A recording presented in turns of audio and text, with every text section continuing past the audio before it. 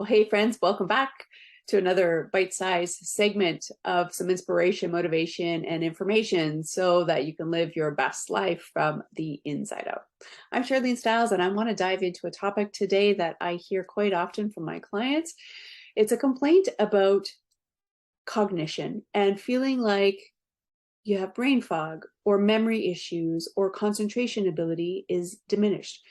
This often comes with the justification that I'm getting older and this is just how it is. So my ability to remember and my memory has decreased. And in fact, there may be another issue. It actually could be your digestion. And this is what I wanted to talk to you today about. You may have heard of this topic or this analogy that our gut is our second brain. And in fact, that is very true. We have a mechanism in our system by neurotransmitters that our gut can communicate with our brain. Our gut sends signals to our brain through neurotransmitters. Our brain is what is going to control how we feel, how our hormones operate, how hungry we are, how good we feel, our ability to remember, to concentrate, to focus, to speak. So it all starts in the gut, and that's really what I wanted to focus in on today is the digestive tract. And the things, one key thing we can do is take a look at our gut bacteria, our microbiome. So first, let's back up a bit and let's take a look at the digestive issues. And how you may know that you have a digestive issue is basically some of the common complaints that I already heard of, or I already mentioned. If you have brain fog, memory issues, cognition issues, it could be related to digestion.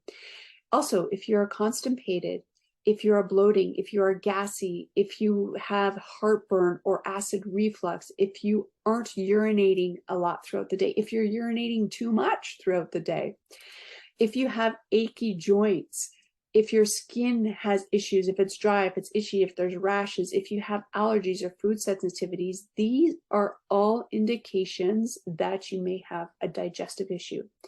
We can go even further. Headaches, migraines, these can all and likely are related to the state of your gut.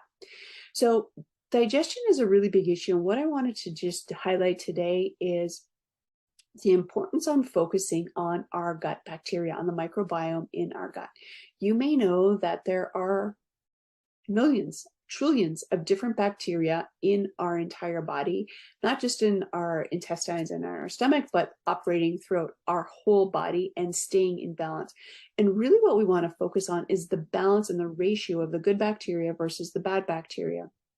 And here are some of the things that we can do to really ensure that our microbiome is supported, that the good guys are being fed and nourished, and that they can overpower and rule over the bad guys. This is really what we want, right? We want to be operating optimally. We want to have energy. We want to have clear mind and clear thinking and energy and hormones functioning and signaling to one another. This is really what we're after. So we can start by feeding the microbiome. How can we do that? There are a couple key things that I'm just going to highlight here today. One, starting with eating fermented foods. So fermented foods will feed the good guys. So looking at things like plain yogurt, kimchi, kombucha, sauerkraut, those are all things that the good guys really like to feed on. Another fuel source is fiber. Fiber comes from fibrous plants, fruits and vegetables. So nuts, seeds, beans, legumes also qualify as some fiber. These are all sources that our biome actually likes. So making sure that you are getting enough prebiotics and probiotics in your diet. If you are looking from a therapeutic perspective, it may be worth considering using supplementation and a high-grade supplementation. I'm not going to recommend which one or if it's right for you. I would highly suggest at this stage that you talk to your healthcare practitioner to find out which ones and if this is a good option for you. You can also increase the quality of your sleep and decrease your exposure to processed foods or artificial sweeteners that will all feed the bad guys and kill off the good guys. Sugar will also feed, sadly, the bad bacteria. So avoiding not only artificial sweeteners, that would be a really great place to start, but even if you wanted to go further and avoid sugars for a food source for the bad bacteria.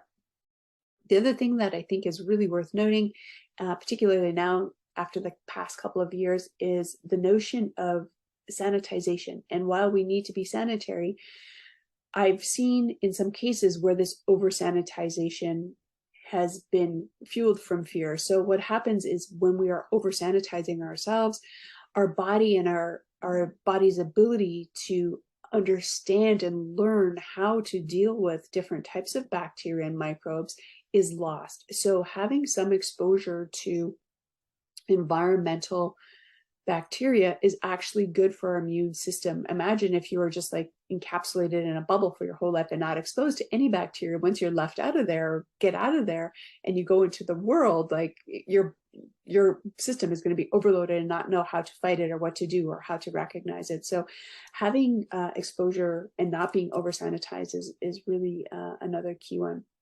So I hope that this helps. The one thing I should add on, and sorry, I lacked in adding on, if you already know that there are inflammatory foods that create inflammation in your body, this would be something also to consider removing, at least until your body has a chance to recalibrate, until the good guys, the good bacteria, get back into balance. This is a really big topic, and there's not just one issue. There's not just one way to deal with it. It is really complex, and we are complex beings. It's my hope that this gives you some understanding to take a look at your digestive system and what you're feeding it and how you are keeping your good bacteria in check in your gut so that you can think clearly and function optimally. If I can be of any more help, please let me know or stick around. We're going to dive deeper into topics just like this in upcoming videos. Thanks for tuning in. I'll catch you next time.